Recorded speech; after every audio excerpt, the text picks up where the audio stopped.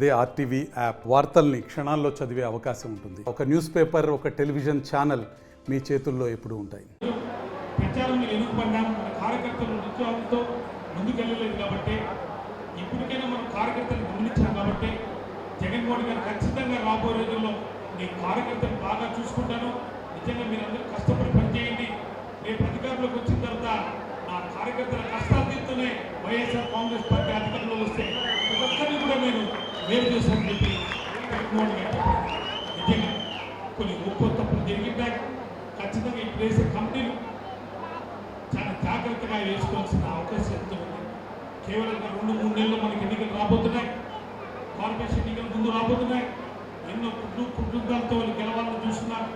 నిజంగా ఇప్పటికే మనకు వచ్చిన సమాచారం బట్టి తెలుగుదేశం పార్టీ కుటుంబ పంతాలు మన నామినేషన్ వేసిన దాంట్లో కూడా పంచాయతీ చురుకైన కార్యకర్త ఖచ్చితంగా అతను క్యాండిడేట్గా గెలుస్తారంటే అతని మీద ఏదో ఏదైనా కేసులు పెట్టి భయపించి విత్డ్రా చేయించే ఆస్కారం కూడా ఉంటాయి. కాబట్టి ఇప్పుడు వేసే కమిటీ విజన్ కమిటీని వాళ్ళే ఎన్నుకున్న క్యాండిడేట్ కూడా మీ చేతుల్లో పెడుతున్నారు. మీరే గెలిపించే బాధ్యత సర్వం కూడా మీరందరూ కూడా తీసుకోవాలి. ఆ కార్పొరేట్ని గెలిపించే బాధ్యత మీరు తీసుకుంటే రేపు రాబోయే రోజుల్లో కూడా అన్ని మేలు చేసే కార్యక్రమం కూడా రాబోయే రోజుల్లో మనం చేస్తాం. నిజంగా ప్రతి ఒక్క కార్యకర్త కూడా గుర్తుపెట్టుకొని వాళ్ళు చేసే మేలు చేసే కార్యక్రమంలో మేమందరం కూడా మీకు అండగా ఉంటాం కూడా తెలియజేసుకుంటూ ఈ కార్యక్రమానికి పార్టిసిపేట్ చేసిన మీ అందరికీ వేదిక పెద్దలకి అందరికీ నా హృదయపూర్వకంగా ఖచ్చితంగా రాబోయేది మన ప్రభుత్వం, జగనన్న ప్రభుత్వం. అది ఏ రకంగా ఉంటుందంటే 2.0 డిజిటల్ బుక్ ఓపెన్ చేశాం. డిజిటల్ బుక్ ఓపెన్ చేసి పెట్టాం. ఈరోజు ఏ అధికారి కానీ ఏ నాయకుడి వల్ల ఏ అధికారి వల్ల ఈరోజు వైఎస్ఆర్ కాంగ్రెస్ పార్టీ నాయకులు కానీ కార్యకర్తలు కానీ ఇబ్బంది పెడుతున్నారో వాళ్ళ పేర్లు డిజిటల్ బుక్ లో నమోదవుతాయి. రేపు 2029 జగనన్న ప్రభుత్వం వచ్చిన తర్వాత ఆ డిజిటల్ బుక్ ఓపెన్ చేయడం జరుగుతుంది.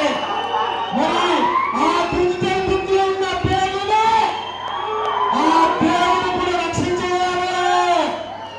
ఆ డిజిటల్ బుక్ లో ఉన్న పేర్లు భవిష్యత్తు వాళ్ళ ఏ రకంగా మరి వాళ్ళకు తగిన రీతిలో సమాధానం చెప్పాలి.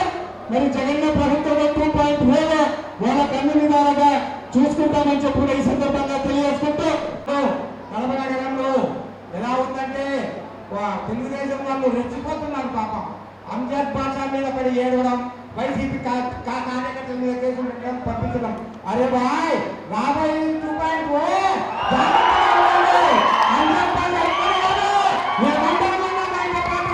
జాగ్రత్తగా ఉండండి, జాగ్రత్తగా మసులుకోండి. వచ్చేది 2.0